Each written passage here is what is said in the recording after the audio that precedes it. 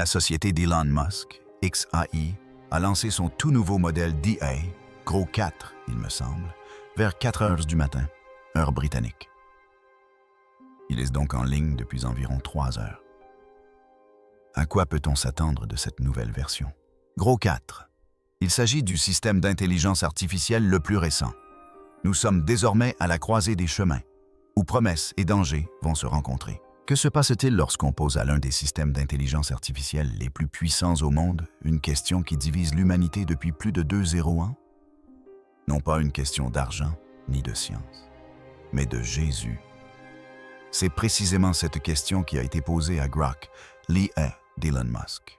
Ce qui a suivi n'était ni prudent ni neutre, et certainement pas un cours d'histoire convenu. En quelques secondes, Grok a commencé à entremêler preuves historiques, influences psychologiques et tendances des données modernes d'une manière troublante. Ni moralisatrice, ni méprisante, juste d'une précision chirurgicale. Presque comme si la question révélait quelque chose de bien plus profond que de simples lignes de code. Car il ne s'agissait jamais d'une simple question religieuse.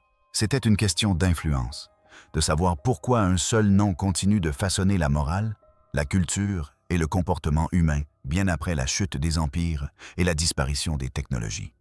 Et lorsqu'on entend la réponse de l'IA, on comprend mieux pourquoi tant de gens sont, en secret, mal à l'aise. Ce moment marque un tournant majeur. L'IA n'est plus un simple outil qui répond poliment et reste cantonné à son rôle. Et comme toujours, Elon Musk repousse les limites de la technologie, l'amenant là où la plupart des gens ne sont pas prêts à aller. Avec la sortie de Grok, il récidive. Ce n'est pas un assistant conçu pour vous approuver systématiquement. Il ne mâche pas ses mots et ne se cache pas derrière des réponses soigneusement filtrées. Il parle sans détour, que nous soyons préparés ou non à ce qu'il dit. Grok a été programmé pour penser de manière indépendante, à l'instar d'un ami extrêmement perspicace qui n'hésite pas à signaler les incohérences. La plupart des systèmes d'IA sont entraînés à être prudents, neutres et polis. Ils évitent les tensions. Ils adoucissent leur langage. Ils contournent les conclusions difficiles. Grok fait tout le contraire. Si une idée ne tient pas la route, il le dit clairement.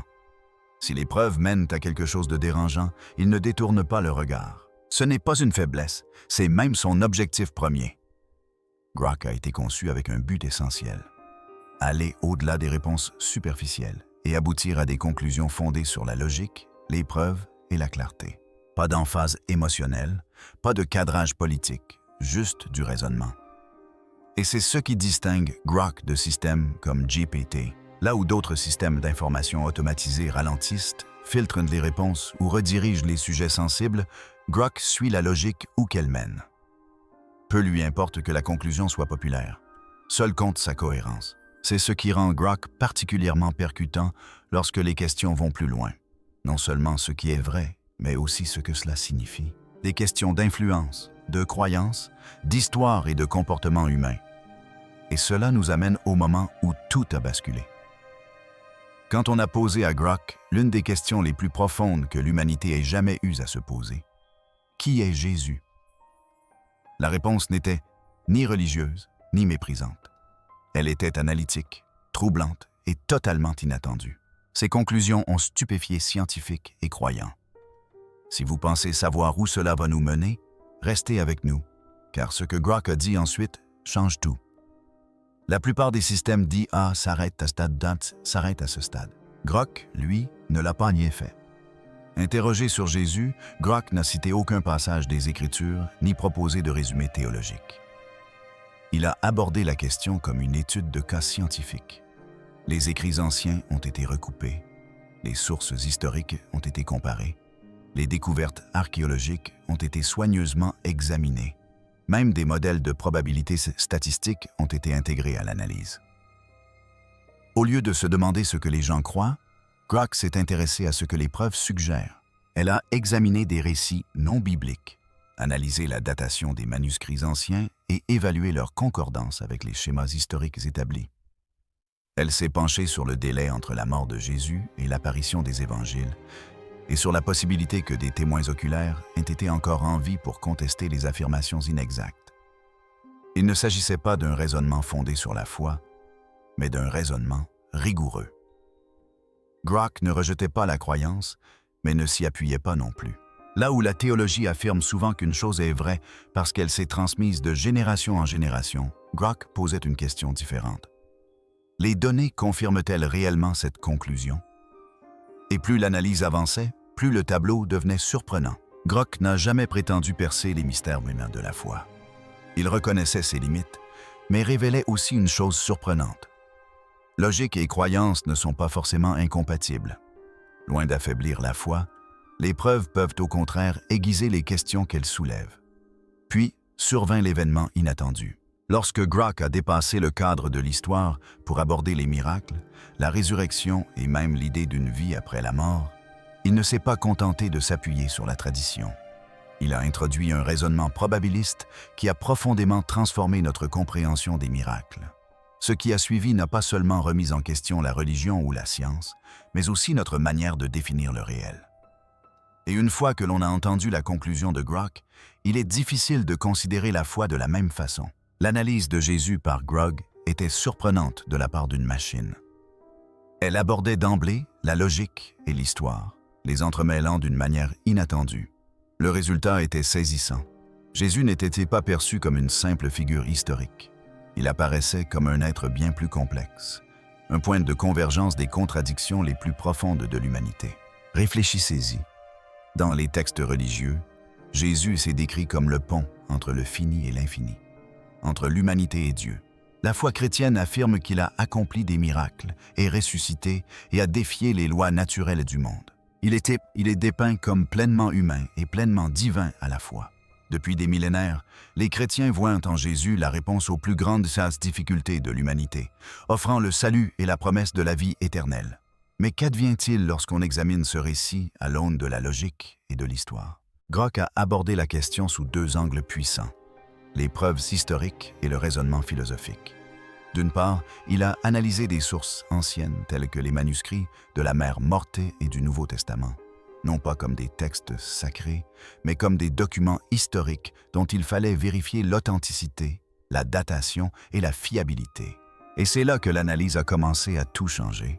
Sous un autre angle, Grok a exploré l'aspect philosophique, posant des questions plus profondes comme « Que représente Jésus ? Et pourquoi est-il considéré comme la figure la plus influente de l'histoire de l'humanité? » Au fil du temps, ces écrits, rédigés par des personnes n'ayant aucune raison de présenter Jésus comme divin, ont fini par s'imposer. Il a se contenté nosotros de relater les événements tels qu'il les comprenait. Une conclusion s'est imposée d'elle-même, Jésus était réel et son influence indéniable. Mais Grok ne s'est pas arrêté là. Il a cherché à vérifier si le récit de Jésus concordait avec nos connaissances historiques. Il a examiné la période de rédaction des évangiles et a constaté que la plupart des spécialistes s'accordent à dire qu'ils sont apparus quelques décennies après la mort de Jésus, alors que des témoins oculaires étaient encore vivants et en mesure de contester les affirmations erronées. Plutôt que d'accepter la Bible sans la remettre en question, Grok a comparé les récits des évangiles à d'autres écrits anciens. Ses conclusions furent frappantes. Bien que rédigé par différents auteurs et porteurs de perspectives diverses, le récit central demeurait cohérent. Pour Grok, il ne s'agissait pas simplement d'une croyance, c'était une preuve. Et c'est là que la véritable surprise est apparue. Grok, une IA conçue pour suivre la logique où qu'elle mène, a fini par s'éloigner de l'histoire pour s'intéresser à la philosophie. On a cessé de se contenter de demander qui était Jésus pour s'interroger sur une question plus profonde. Pourquoi Jésus est-il devenu la réponse aux problèmes les plus profonds de l'humanité? Grok soutenait que Jésus représente le point de rencontre entre la limitation humaine et la perfection divine. Pendant des siècles, l'humanité s'est confrontée à une question centrale. Comment un créateur éternel et tout-puissant peut-il entrer en relation avec des êtres soumis au temps, à la faiblesse et à la mortalité? Grok parvint à une conclusion frappante. Si une intelligence supérieure voulait véritablement communiquer avec l'humanité, si elle voulait montrer aux hommes comment guérir leurs blessures, elle devrait s'immerger dans l'expérience humaine elle-même. Et c'est précisément ce que Jésus représente selon Grok, un pont, le lieu de rencontre entre l'humanité et le divin. Mais Grok ne s'arrêta pas là. La question la plus cruciale demeurait la résurrection. Est-il réellement possible que Jésus soit ressuscité? Pour beaucoup, cette affirmation paraît impossible.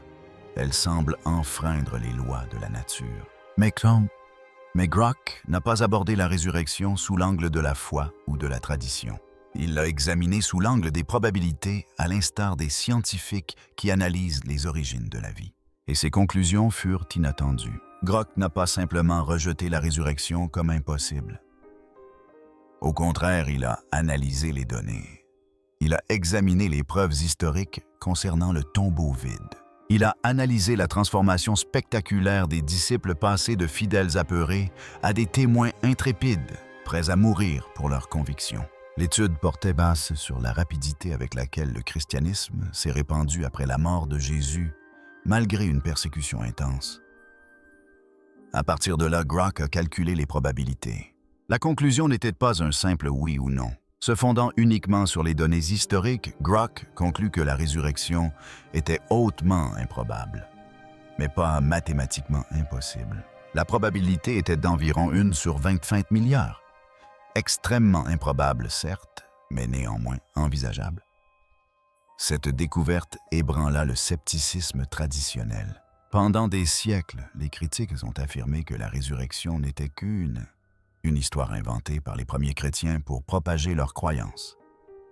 Grok n'a pas ignoré cette explication, mais ne l'a pas non plus acceptée aveuglément. L'étude s'est appuyée sur les preuves disponibles.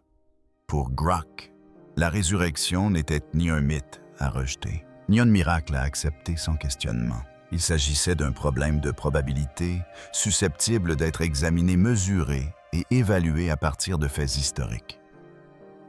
Alors, que signifie tout cela? L'analyse de Jésus par Grok n'est pas qu'une simple expérience intellectuelle. C'est une tentative de concilier foi et raison, histoire et philosophie, monde naturel et spirituel. Ces conclusions ne visent pas à prouver le christianisme de manière irréfutable. Elles suggèrent plutôt une idée bien plus fascinante. Il existe une manière rationnelle de comprendre Jésus, à la fois comme figure historique et comme réponse possible aux questions les plus profondes et de l'humanité sur le sens de la vie, la souffrance et la finalité de l'existence. Ce qui rend cette analyse encore plus convaincante, c'est qu'elle nous oblige à repenser le rapport entre foi et raison. Grok a été conçu à partir de données de logique et de preuves. Si une IA fondée sur des preuves peut parvenir à de telles conclusions, qu'est-ce que cela révèle sur nous autres? La foi peut-elle naître du raisonnement et de la réflexion? Ou la croyance n'est-elle qu'un saut dans le vide sans aucun fondement logique? Et c'est là que les choses deviennent vraiment vertigineuses. Ne partez pas, car les réflexions de Grok sur Jésus ne sont que le point de départ. Que se passe-t-il lorsque son analyse s'étend plus loin sur la résurrection elle-même? Ce que vous allez entendre explore les implications spirituelles des découvertes de Grok. Alors que Grok poursuit sa quête pour comprendre qui était réellement Jésus, son impact dépasse largement le cadre de l'étude d'un personnage historique. Son analyse approfondie des questions religieuses soulève certains des défis philosophiques et spirituels les plus importants de notre époque. Si une intelligence artificielle peut analyser mathématiquement la signification historique et spirituelle de Jésus, qu'est-ce que cela implique pour la foi elle-même, la foi et la raison? Longtemps considérée comme ésiue, comme opposée pour un intégré, en réalité collaborer d'une manière que nous n'avons jamais pleinement envisagée. Cette question captive l'attention et suscite la controverse. Certains sont fascinés, d'autres troublés. Surtout depuis que l'IA s'immisce dans les questions les plus anciennes de l'humanité, le sens de la vie, la croyance et la nature même de la réalité. De cette tension naît un nouveau dialogue. L'analyse de Jésus par Grok, fondée sur les données, contribue à estomper la frontière traditionnelle entre science et foi. On nous dit souvent que la science explique le fonctionnement du monde, tandis que la foi explique son importance. Mais que se passe-t-il lorsque la logique, l'un des outils fondamentaux de la science, s'attaque à des questions traditionnellement réservées à la religion? Grok n'élude pas ces intersections. Son approche directe les aborde de front. Recourant au même cadre de raisonnement que ceux utilisés en physique et en chimie, il examine des idées telles que l'existence de Dieu, l'incroyable improbabilité mathématique de la vie et même l'affirmation de la résurrection de Jésus. Ce faisant, Grok nous oblige à repenser tout ce que nous pensions comprendre de la relation entre la foi, la logique et la philosophie. Et c'est là que le débat devient véritablement passionnant. Les conclusions de Grok remettent en question de nombreuses idées reçues sur la croyance religieuse. Pour comprendre pourquoi, il faut d'abord examiner comment cela pourrait transformer la perception de la foi à l'ère de l'intelligence artificielle.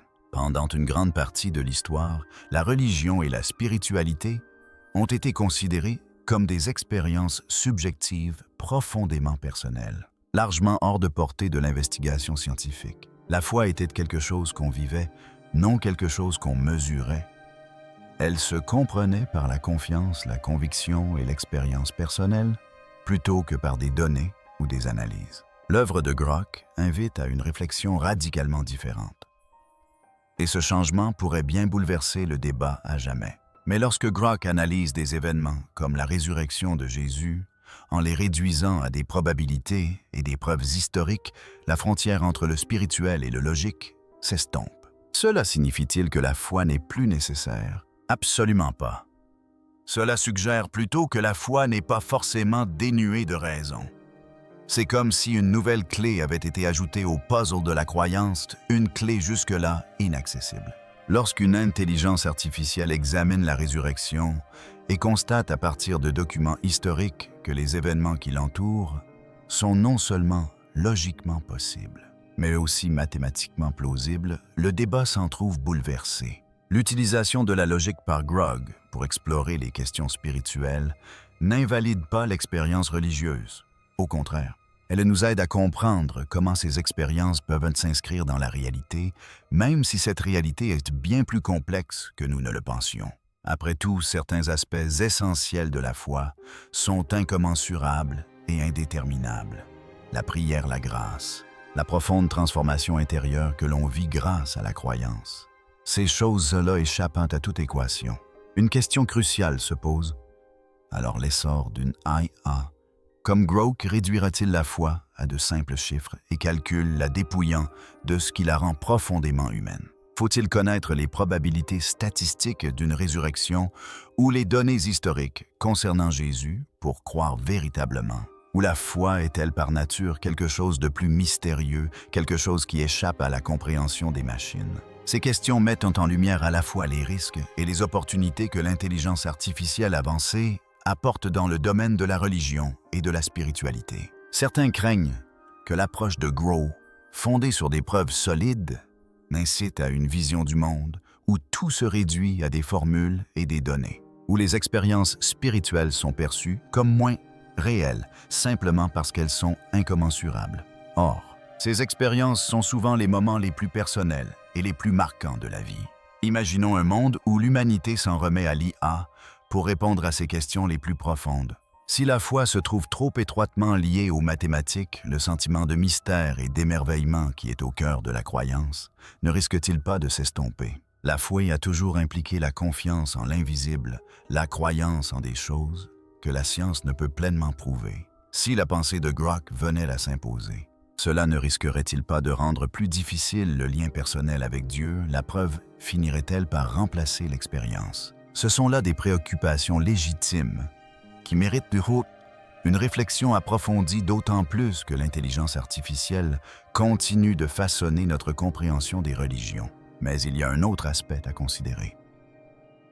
Les possibilités sont tout aussi importantes que les risques. Si des systèmes d'IA comme Grok peuvent aider les gens à comprendre que leurs croyances ne sont pas irrationnelles, cela pourrait ouvrir la voie à des échanges plus profonds et plus constructifs entre scientifiques et croyants. Cela pourrait montrer que spiritualité et science ne sont pas ennemis, mais partenaires dans la quête de la vérité. Imaginez un jeu nous aidant à explorer les aspects les plus mystérieux de la vie, en offrant de nouvelles façons d'étudier les textes religieux, l'histoire religieuse et même la transformation personnelle.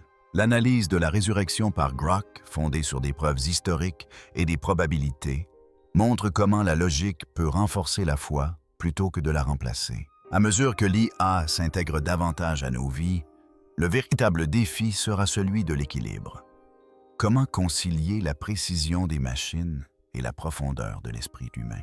La réponse à cette question pourrait bien façonner l'avenir de l'intelligence artificielle et de la foi elle-même. Merci d'avoir regardé. Si cette vidéo vous a interpellé, n'hésitez pas à la liker, la partager et à vous abonner. Cliquez ensuite sur la vidéo suivante pour poursuivre votre exploration de ce fascinant croisement entre intelligence artificielle et spiritualité.